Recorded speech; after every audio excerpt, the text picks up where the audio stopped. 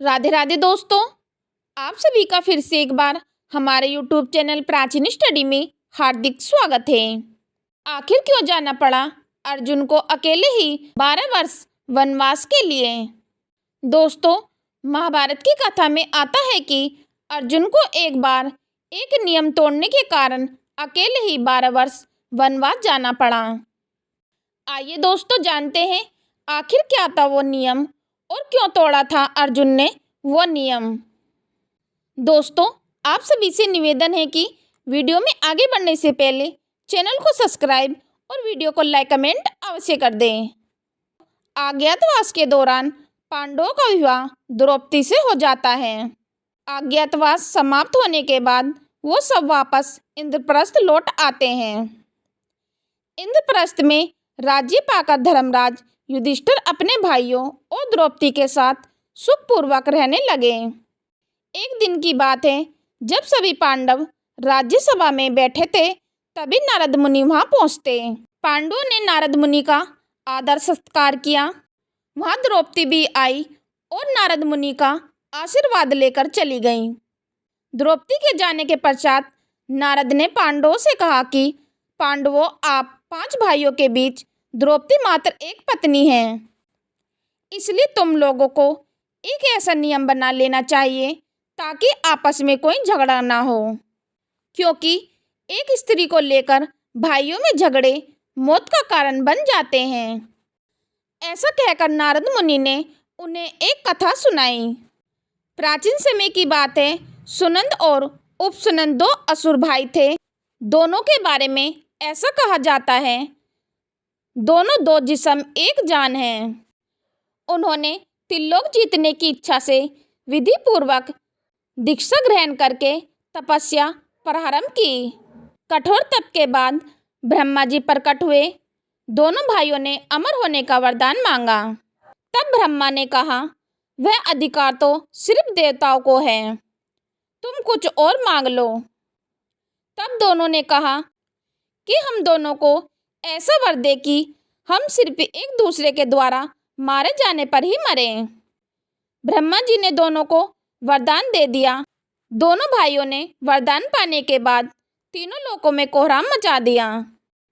सभी देवता परेशान होकर ब्रह्मा की शरण में आए। तब ब्रह्मा जी ने विश्वकर्मा से एक ऐसी सुंदर स्त्री बनाने के लिए कहा जिसे देखकर हर प्राणी मोहित हो जाए।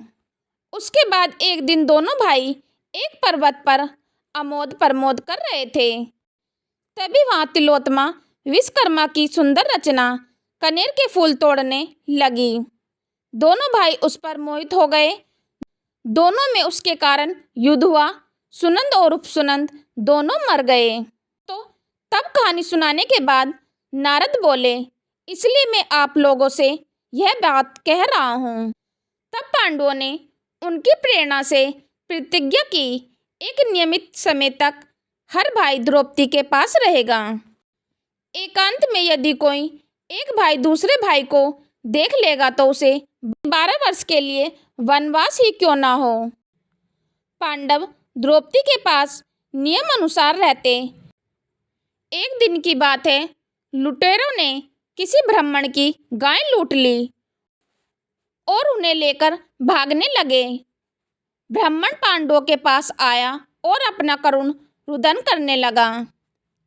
ब्राह्मण ने कहा कि पांडव, तुम्हारे राज्य में मेरी गाय छीन ली गई है। अगर तुम अपनी प्रजा की रक्षा का प्रबंध नहीं कर सकते तो तुम निषेध पापी हो।